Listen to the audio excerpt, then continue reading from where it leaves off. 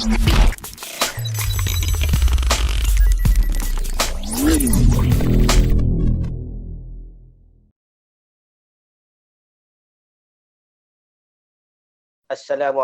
dan selamat sejahtera. Bersama saya Khairul Zaman, Muhammad Asrul, Muhammad Latif sebagai pewawancara pada pagi ini. Kita terus saja membicarakan berkenaan tentang topik kita pada pagi ini mengenai proses permohonan mewakafkan tanah di pejabat tanah di Johor. Saya kira agak menarik topik ini. Kita terus berkenalan dahulu bersama tetamu jemputan kita pada pagi ini iaitu Tuan Muhammad Faiz bin Muhammad Saleh sebagai penolong pentadbir tanah 1 pejabat tanah Muar. Assalamualaikum Tuan Faiz. Assalamualaikum warahmatullahi wabarakatuh. Apa khabar? Khabar baik Tuan. Baik Tuan, alhamdulillah. Terlebih dahulu saya ucapkan terima kasih kepada Tuan Faiz kerana sudi meluangkan masa untuk diwawancara mengenai topik ini yang sedikit dapat memberi pengetahuan kepada masyarakat tentang mewakafkan tanah, terutamanya khasnya untuk umat Islam di Malaysia ni. Tuan Azrul. Okey, Assalamualaikum warahmatullahi wabarakatuh Tuan. Untuk soalan pertama saya,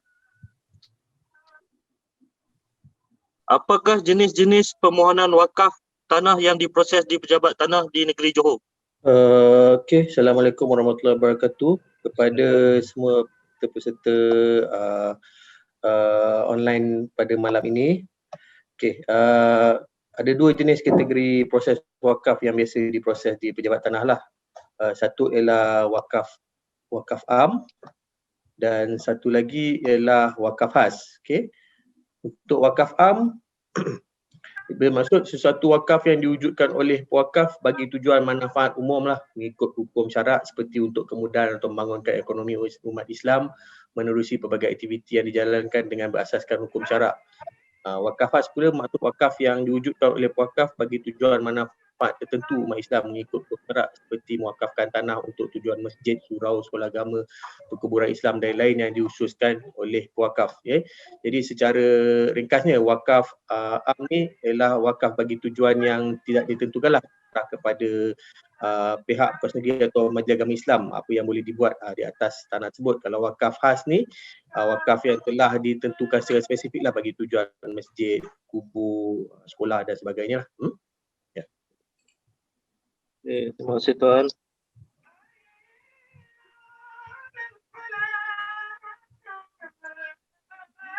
Okey, Cik Latif, macam mana Cik Latif untuk soalan seterusnya? Bukan soalan seterusnya Cik Zaman ni. Saya kan? Cik Latif. Okey. Assalamualaikum Tuan. Izinkan saya untuk bertanya soalan yang kedua. Okey. Seperti mana yang diketahui, harta wakaf di Johor diuruskan oleh Majlis Agama Islam Johor. Apakah peranan pejabat tanah dan Majlis Agama Islam Johor? Itu soalan saya. Bagi tujuan wakaf di negeri Johor memang dua jabatan ni lah yang terlibat yang perlu oleh pihak wakaf untuk membuat permohonan bagi tujuan rasmi lah untuk mewakafkan tanah atau apa-apa sahaja harta yang terlibat ni. Jadi pejabat agama ni biasanya sebagai ialah pihak yang bukan kata menguruskan lah, bermaksud pihak pewakaf akan bermula ke Majlis Agama Islam dahulu. Jadi konsep wakaf ni mula-mulanya mestilah pihak pewakaf dah keputusan atau dah tentukanlah saya setuju apakah yang hendak diwakafkan. Jadi mula-mulanya perlu membuat permohonan di Majlis Agama Islam dahululah. Jadi di Majlis Agama Islam dan nanti akan berbincang dengan pihak Majlis Agama Islam dari sudut apa keperluannya macam wakaf am atau wakaf khas tadi tu. Jadi apabila telah setuju proses di Majlis Agama Islam, pihak pemohon dan tuan-tuan tanah akan menandatangani panggil satu dokumen hujah wakaf lah. Jadi hujah wakaf ni secara dasarnya hukum wakaf ni dia ada empat iaitu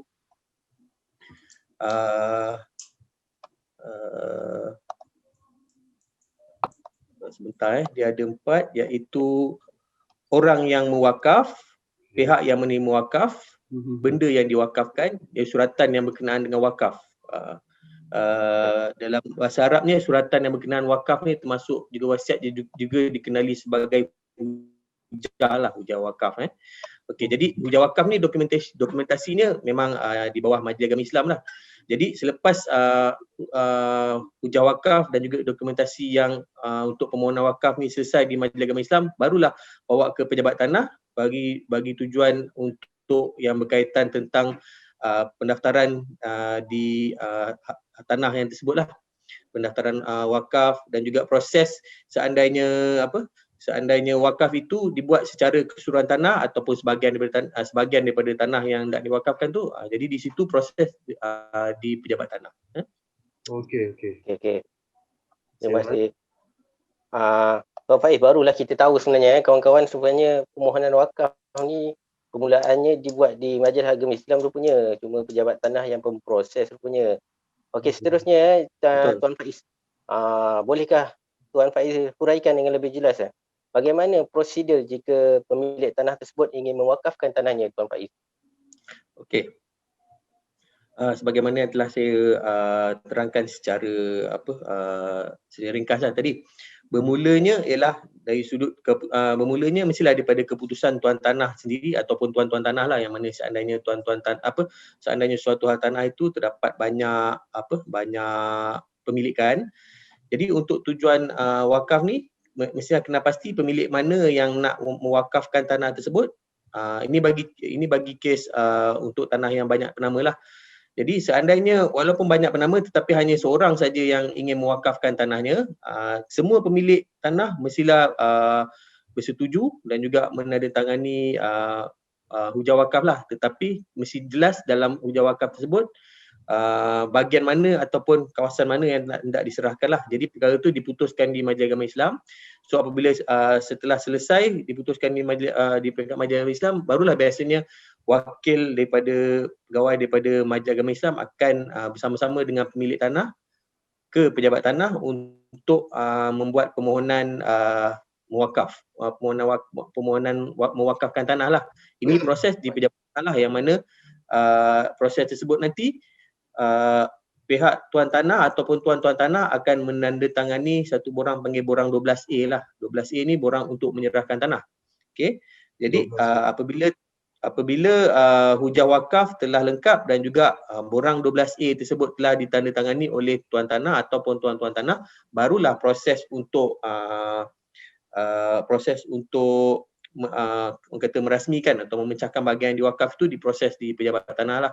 So ni lepas daripada kita menerima permohonan tersebut, pejabat tanah akan memproses permohonan wakaf tersebut di bahagian pembangunan dan kita akan membuat laporan di bahagian teknikal. Biasanya pihak tuan tanah telah pun mengenal pastilah bersama-sama MAIS kawasan ataupun part tanah yang hendak diwakafkan tu. Jadi keputusan tersebut diterjemahkan melalui plan lah yang akan dibuat oleh penolong pegawai tanah di pejabat tanah. Jadi setelah laporan penolong pegawai tanah di bahagian teknikal selesai, akan kembali ke bahagian pembangunan, dan seandainya kita lihat tak ada apa-apa isu dengan pihak berkuasa tempatan ataupun mana-mana pihak berkuasa, kita akan membuat perakuan untuk membuat perakuan bagi permohonan wakaf tersebut ke pihak berkuasa negeri lah melalui pejabat tanah galian negeri Johor. Ya. Okey tuan. Untuk soalan yang keempat tuan, siapakah kuasa meluluskan bagi permohonan wakaf tanah ini? Adakah ia sama dengan permohonan-permohonan seperti SBKS atau permohonan kerajaan yang perlu dibuat Majlis Mesyuarat Kerajaan? Okey, bagi permohonan wakaf, pengarah tanah galian negeri Johor telah pihak berkuasa negeri telah membuat penurunan kuasa kepada pengarah tanah galian negeri Johor lah untuk meluluskan permohonan-permohonan wakaf yang diterima di dalam negeri Johor lah. Walau bagaimanapun, walaupun permohonan wakaf ini daripada MAIS, tetapi seandainya pewakaf tu daripada tanah bermilik, jadi kelulusan itu kelulusan itu adalah daripada diturun milik kepada pengarah tanah galian lah. Walau bagaimanapun bagi proses tanah wakaf yang wujud bukan daripada tanah individu, contohnya pihak Majlis Agama Islam memohon tanah kerajaan untuk dijadikan tanah wakaf, bagi proses tersebut kelulusan hendaklah melalui Majlis Mesyuarat Kerajaan lah. Baik. Okey tuan, berkenaan dengan tempoh kelulusan permohonan wakaf ni, katakanlah ada seorang individu ni dia nak mewakafkan tanah dia, jadi dia punya tempoh dia, proses tempoh untuk mewakafkan tanah ni dia ambil berapa lama biasanya tuan? Tempoh mewakaf ni sebenarnya kita tidak mempunyai suatu tempoh yang spesifik lah, tetapi kebiasaannya daripada sudut berapa pantasnya laporan dan juga perakuan di peringkat pejabat tanah dapat diselesaikan antara 2 hingga 3 bulan dan mungkin bawa ke pihak berkuasa negeri, paling cepat biasanya mungkin dalam 6 bulan lah, 6 bulan sehingga pun mungkin tidak sampai setahun lah gitu. Okey, 6 bulan. Kita tidak boleh pukul rata setiap proses lah, memandangkan setiap proses wakaf ni mungkin ada isu dari sudut tanahnya, ada isu di sudut pemiliknya. Jadi tapi puratanya untuk kelulusan wakaf ni diterima biasanya 6 bulan hingga setahun lah. Purata lah. Case by case. Okey Taufik, agak pendek juga masanya, bagus tu. Okey, Yeah. Tuan Faiz, okey, setelah permohonan mewakafkan tanah ini diluluskan, bagaimana ia tertakluk dengan kaedah negeri tersebut tentang bagaimana bayaran premium dan cukai yang dikenakan. Okey, dari segi di negeri Johor ni, boleh tak kita tahu kadar premium dan cukai yang dikenakan kepada Majlis Agama Islam Johor untuk tanah-tanah yang telah diwakafkan ini, Tuan Faiz? Okey, terima kasih kepada yang bertanya. Bagi di negeri Johor, apabila kelulusan untuk wakaf telah diperolehi daripada pihak berkuasa negeri, premium yang dikenakan bagi tanah yang diwakafkan tersebut kepada MAIS lah, premium tidak dikenakan, bermaksud premium kosong, dan juga cukai tanah yang bagi portion ataupun bahagian yang telah diluluskan kepada MAIS tu dikenakan cukai nominal sebanyak RM1 setahun. RM1 setahun. Ya. Okey, seterusnya soalan nombor 7. Terima kasih tuan. Saya ada satu nak tanya ni untuk soalan nombor 7. Sekiranya si ayah meninggal dan arwah telah mewakafkan tanah secara lisan semasa dia masih hidup. Tanah tu wakaf untuk kegunaan surau. Dan sekiranya waris mengetahui, apakah tindakan yang perlu dilakukan oleh warisnya? Okey. Berkaitan tentang soalan ini, kita merujuk kembali kepada rukun wakaf pada permulaan tadi kan. Rukun wakaf ni, satu, dia mestilah pewakaf, kedua, penerima wakaf, ketiga, harta yang hendak diwakafkan, dan keempatnya ialah perjanjian ataupun hujah wakaf tersebutlah. Jadi dalam perkara ini, satu daripada rukun wakaf tu tak ada, iaitu perjanjian. Jadi secara hukumnya benda ni walaupun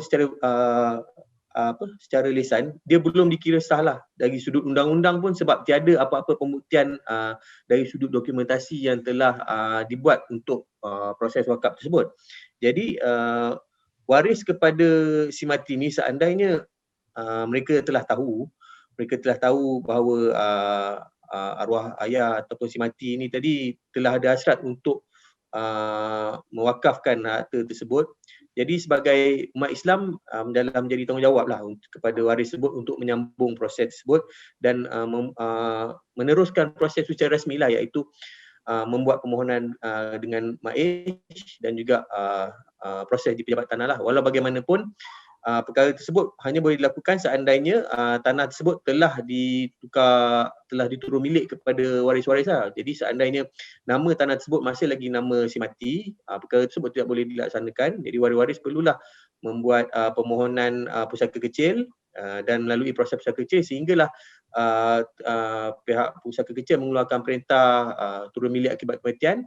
Jadi waris-waris atau penama-penama yang telah diturun milik tadi tu perlulah menyambung proses wakaf tadi dengan membuat ujar wakaf dan juga membuat permohonan rasmi mewakafkan tanah kepada pejabat tanah lah sebagaimana prosedur biasa. Okey, Tuan Terima kasih, Hafiz. Jawapan yang sangat mantap. Padat. Okey, Tuan. Dan itu yang isu yang biasa yang terjadi sebenarnya Tuan berkenaan wakaf ni. Betul. Kita di pentadbiran tanah ni memang selalulah berjumpa perkara-perkara yang sebegini kan. Apa yang kita boleh berikan ialah hikmat nasihat lah dan juga orang kata spirit sebagai umat Islam lah, yang mana wakaf ni sesuatu yang sangat mulia, yang besar ganjarannya. Jadi seandainya benda tu tidak diteruskan, alamat rugilah dan membawa masalah kepada mungkin pada masyarakat dan komuniti kawasan yang terlibat tu pada masa akan datang.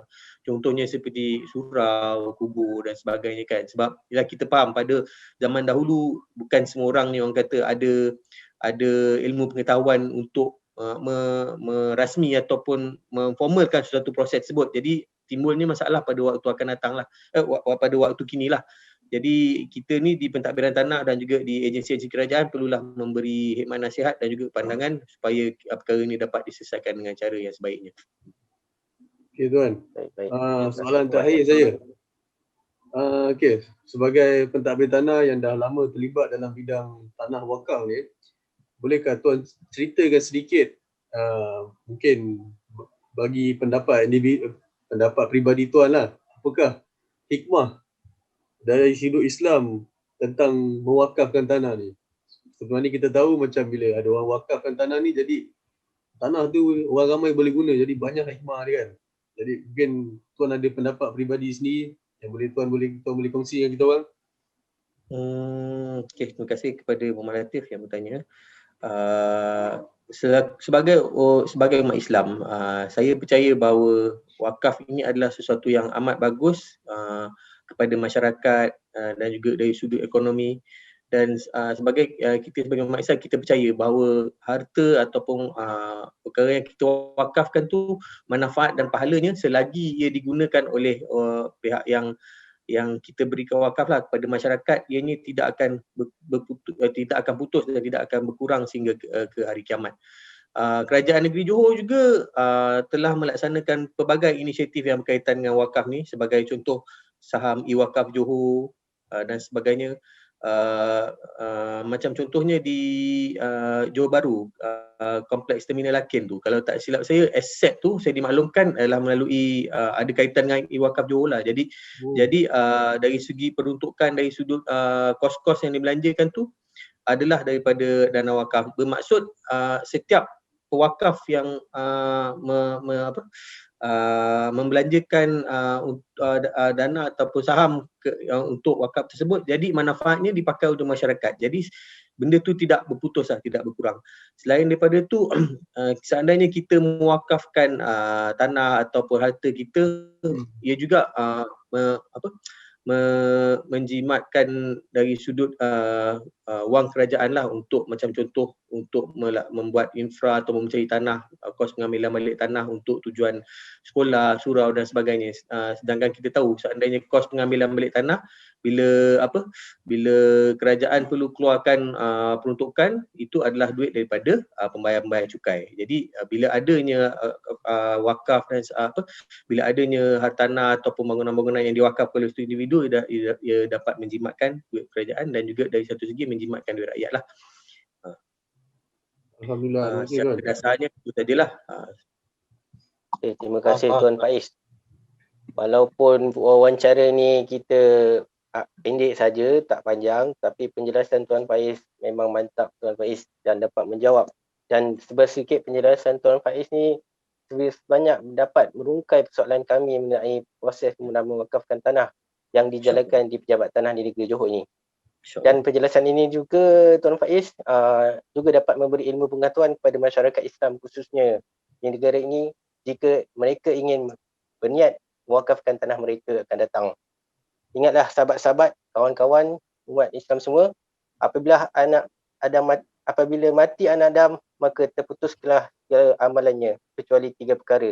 sedekah jariah yakni wakaf, ilmu yang bermanfaat dan anak soleh yang mendoakan baginya. Riwayat Muslim. Alhamdulillah. Sama-samalah kita merebut peluang ini, insya-Allah.